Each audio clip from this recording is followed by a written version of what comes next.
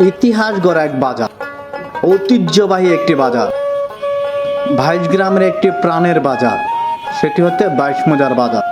তো 22 গ্রামের মানুষ যারা আছেন সবাই একটু সাড়া দিবেন, অবশ্যই লাইক কমেন্ট শেয়ার করে সবাইকে দেখিয়ে দিবেন কেন আমাদের বাজারটি ঐতিহাসিক ও ঐতিহ্যবাহী। তো চলে আসলাম আমি স্বাধীন সরকার আপনাদের মাঝে।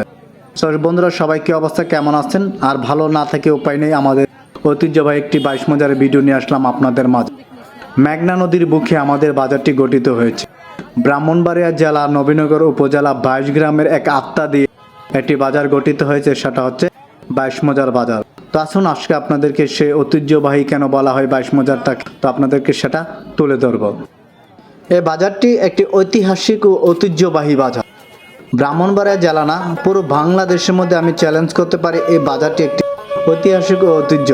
কেননা এই বাজারে রয়েছে প্রতি মঙ্গলবার একটি বিশাল গরু মহিষের হাটের বাজার, যেখানে দূর দূরান্ত স্থানীয় থেকে শুরু করে বিভিন্ন জেলা প্রান্তের মানুষগুলো ছুটে আছেন এখানে গরু কেনা বেচা করার জন্য, ছাগল কেনা বেচা করার জন্য, মহিষ কেনা বেচার জন্য। তো আসুন আজকে আপনাদেরকে সে বিষয় তুলে ধরা হবে। 22 মৌজার বাজারটি একটি ঐতিহাসিক একটি বাজার। তো দেখতেই পাচ্ছেন বিভিন্ন ধরনের গরু, মহিষ, ছাগল বিভিন্ন ধরনের এখানে পাওয়া যায়। আর পাওয়া যাবেই না কেন, দেশের সব প্রান্তের মানুষগুলো এখানে ছুটে আছেন মঙ্গলবার হলে। সেই সকাল থেকে রাত অবধি পর্যন্ত জনতার ভিড়, প্রত্যেকটা মানুষ গরু, মহিষ, ছাগল নিয়ে যা যার কাজে ব্যস্ত থাকে কেনা বেচা করার জন্য। এই বাজারটি শুধু একটি বাজার না, এটি 22টি গ্রামের একটি আত্মার বাজার হয়ে গিয়েছে। প্রতিটি মানুষ এখানে আসেন, কেনা বেচা করে। শুধু যে স্থানীয় লোকেরা আসেন তা কিন্তু না। ব্রাহ্মণবাড়িয়া জেলা থেকে শুরু করে বিভিন্ন জেলা প্রান্তের মানুষগুলো ছুটে আছেন এই বাজারে একটু বাজার করার জন্য, একটু গরু কেনার জন্য, একটি মহিষ কেনার জন্য, একটি ছাগল কেনার জন্য। আর বিভিন্ন ধরনের পাইকারেরা আসেন এখানে, বিভিন্ন স্বল্প দামে গরু পাওয়া যায়, স্বল্প দামে মহিষ পাওয়া যায়, স্বল্প দামে হাঁস থেকে মুরগি যা এভরিথিং যা আছে সব কিছু এখানে পাওয়া যায়। তার জন্য তো এই বাজারটি একটি ঐতিহ্যবাহী বাজার বলে পরিচিত লাভ করেছে। এখানে আসলে আপনি এমন কোনো জিনিস পাবেন না যে ভাই আমি এই বাজারে এসে পাইনি। এমন কোনো জিনিস নেই যে বাজারে আসলে আপনি পাবেন না। বাজারে আসা মানে প্রতিটা মানুষের সাথে পরস্পরের সম্পর্ক বজায় রাখা, পরস্পরের সাথে একটি আন্তরিকতা।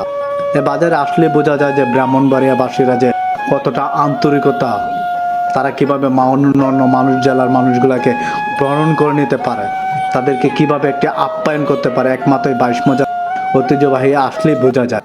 তো চলে আসুন আপনাদেরকে জানিয়ে দিব কেন বাজারটি 22 মৌজার নামে পরিচিত লাভ করেছে। আজকে আপনাদেরকে সে বিষয়ে তুলে ধরব। 22টি গ্রামের মৌজা দিয়ে একটি বাজার হয়েছে 22 মৌজার বাজার। তো আজকে আপনাদেরকে জানিয়ে দিব কোন কোন গ্রামের মাধ্যমে এ বাজারে গঠিত হয়েছিল। তো চলে আসুন আপনাদেরকে জানাই। এ বাজারে 2টি ইউনিয়নের বিভক্তর মাধ্যমে এটি বাজার গঠিত হয়। 1 বীরগাঁও ইউনিয়ন, 2 কৃষ্ণনগর ইউনিয়ন। তো এই 2টি ইউনিয়নের 22টি গ্রামের মিলে গঠিত হয়েছে এই বাজারটি গঠিত হয়েছে। তো আজকে আপনাদেরকে জানিয়ে দিব বীরগাঁও ইউনিয়নের গ্রামের এবং কৃষ্ণ ইউনিয়নের গ্রামের, আর এই টোটালে 22টি গ্রামের মিলিত হয়েছে একটি 22 মৌজার বাজার। তো চলে আসুন আজকে আপনাদেরকে সেই গ্রামের নামগুলো। প্রথমে ধরি বীরগাঁও ইউনিয়ন।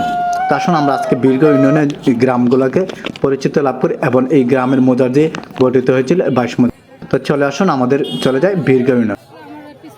বীরগাঁও ইউনিয়ন 1 আমতলী, 2 কিশোরপুর, 3 তিলুকিয়া, 4 দুর্গারামপুর, 5 হরিপুর, 6 সুবারামপুর, 7 কেদারখোলা, 8 গাছতলা, 9 বীরগাঁও, 10 দাসকান্দি, 11 শিবপুর।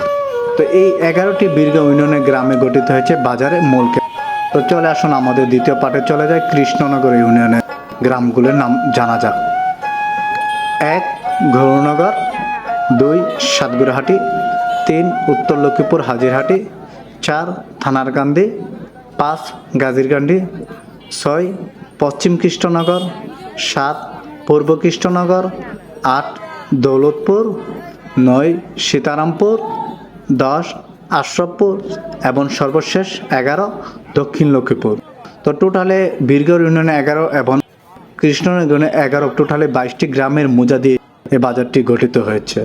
তার জন্য তো এই ঐতিহ্যবাহী বাজার বলা হয়েছে।